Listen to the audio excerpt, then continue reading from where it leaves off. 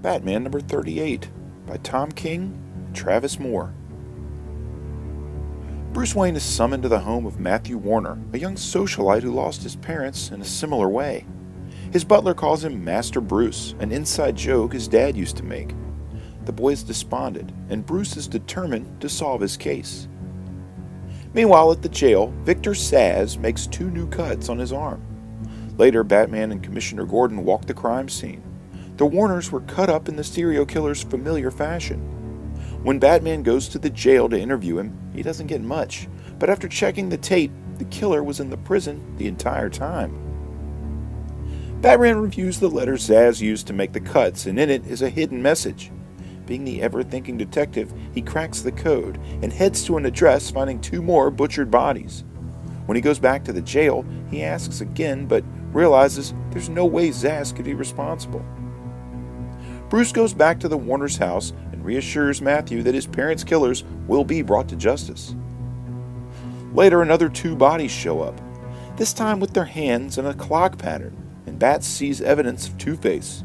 That night in bed, Bruce can't sleep, and as he explains to a still sleeping Catwoman that it can't be Two-Face, she's clearly not moved, like literally. So when he cross-references a few addresses, he finds Taylor the butler, and the butler makes a run for it. After some time in the lion's cage, he confesses. Bruce goes back to Matthew to tell him, but later, over dinner, talking with Selina and Alfred, something still doesn't add up right. It just seems childish to blame the murders on first Zsasz and then Two-Face. He takes off and finds the boy at the graveyard etching Thomas and Martha's names into their headstone. When he looks back at Batman, he has their names engraved into his cheeks. All of it was a ruse to further enforce his obsession with Bruce Wayne. That night, Bruce returns home to Selina and Matthew heads to Arkham Asylum. He's obviously emotional after having to endure the sadness of living his parents' murders again, while the boy smiles in the mental institution. And with that, this incredibly sad story comes to an end.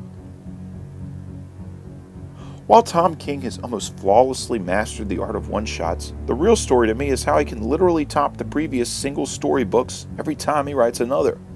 This one was again no exception. I kind of get a vibe we might see old Matthew Warner again sometime down the line. Another nut the Dark Knight rounded up. Another job done. I give this one a 9 out of 10. If you like this video, there's hundreds more like it, spanning several current and classic story arcs. Click the boxes here for more playlists. This video is also accompanied by my blog at nerdiestkidyouknow.com. You can also follow links to my Facebook or Twitter pages, as well as a link to this very issue for sale on my eBay page by clicking below. For the Nerdiest Kid You Know, I'm Sam Torito. Thanks for watching.